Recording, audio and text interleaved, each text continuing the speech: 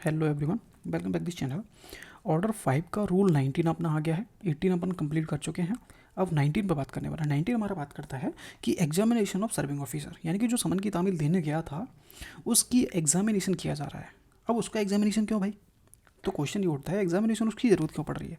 वो भाई प्रॉब्लम क्या है कि जो रूल 17 में जो समन तामील किया गया था, लेकिन वो समन की तामील हो नहीं पाई है। बंदा मिला नहीं है, उसने एक्सेप्ट करने से मना कर दिया है। एग्जाम्पल ऐसे कुछ हो सकते हैं। ठीक, तो उस केसेस में हम एग्जामिनेशन करेंगे किसका? सर्विंग ऑफिसर जो तामील करने गया था। तो समझे मैटर क्या है? ये हमारा वेरेक्ट का लैंग्वेज हो गया। ये अपना थोड़ा ईजी करके आप लोगों के लिए बहुत ईजी कर दिया मैं पढ़ा रहा हूँ भाई। ठीक है, तो रूल हमारा 17 के, तो सॉरी, रूल हमारा 19 है।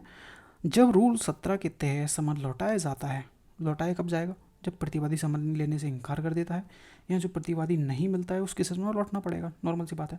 तो न्यायालय निम्नलिखित कार्य करेगा। अगर प्रतिवादी या अगर समन तामील अगर शामिल करने वाला जो अधिकारी है हलफनामा यानी कि एफिडेविट के द्वारा रिपोर्ट की पुष्टि यानी कि सेटिस्फाई नहीं करता है, तो न्यायालय समन अधिकारी को ओथ पर बुलाकर उससे पूछताछ कर सकता है। ठीक है, अगर हलफनामे द्वारा पुष्टि की गई हो तो न्यायालय चाहे तो फिर भी समन अधिकारी की जांच कर सकता है और हलफनामा होना अनिवार्य नहीं है। यानी कि हलफनामा मतलब होता है एफिडेविट। इसको समझो क्या है मैटर। हलफनामा एक लिखित बयान होता है जिसे कोई व्यक्ति शपथ ओथ लेकर लिखित रूप में दर्ज करता है कि उसके द्वारा दिए गए सभी तथ्य सत्य और सही हैं।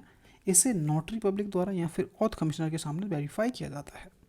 ठीक है, तो ये समझो बस इतना।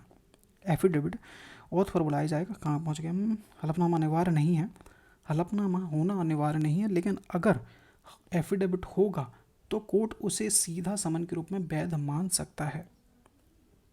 ठीक, उस समन को वैध मान सकता है।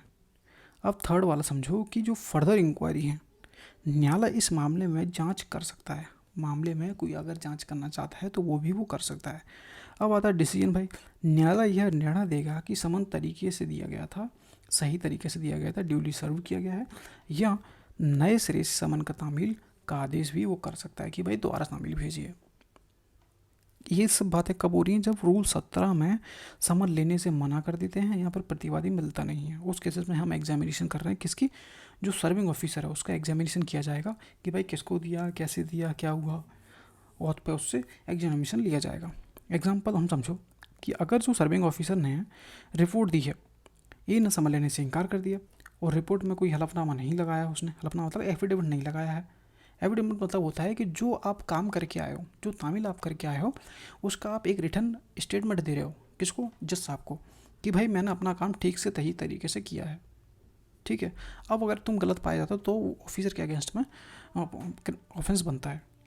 ठीक है, तो ये एक तरह से वो हो जाता है एफिडेविट। आपने अपनी सही जो गवाही दी है वो एक सही दी है। अगर गलत पाई गई तो फिर आपको अगेंस्ट में कोई कार्रवाई की जाएगी। तो न्यायालय सर्विंग ऑफिसर को कोर्ट में बुलाकर शपथ पर पूछताछ करेगा कि क्या सच में ये न समझ लेने से इनकार कर दिया था। ठीक, ये हमारा रूल 19 हमारे यहाँ पर क्लियर होता है। इसमें कोई डाउट तो होगा नहीं भाई, बहुत ईजी है कि भाई 17 में हमने उसको समन तामील लेने गए थे, लेकिन वो वही बंदे ने मना कर दिया लेने से, या फिर उसने लिया नहीं है या फिर मिला नहीं है। तो उसके समय जो सर्विंग ऑफिसर होगा उसको ओथ पे जाकर बुलाकर उसकी पूछताछ की जा सकती है। हलफनामा होना ज़रूरी नहीं है, लेकिन अगर होता है तो जो आपने तामील की है वो डायरेक्ट वैध मानी जाती है। ठीक है, और अतिरिक्त जांच करना चाहे तो अतिरिक्त जांच कर सकता है, और न्यायालय अगर चाहे तो फिर से ऑर्डर कर सकता है कि दोबारा शामिल की तामील की जाए। तो इतना सा हमारा रूल 19 था। वीडियो पसंद है वीडियो को लाइक करना, चैनल को सब्सक्राइब करना। कोई स्पेसिफिक ऑर्डर पढ़ना चाहते हो उसके लिए भी आप कमेंट कर सकते हो। ठीक है, तो मिलते हैं नेक्स्ट वीडियो में। Thank you.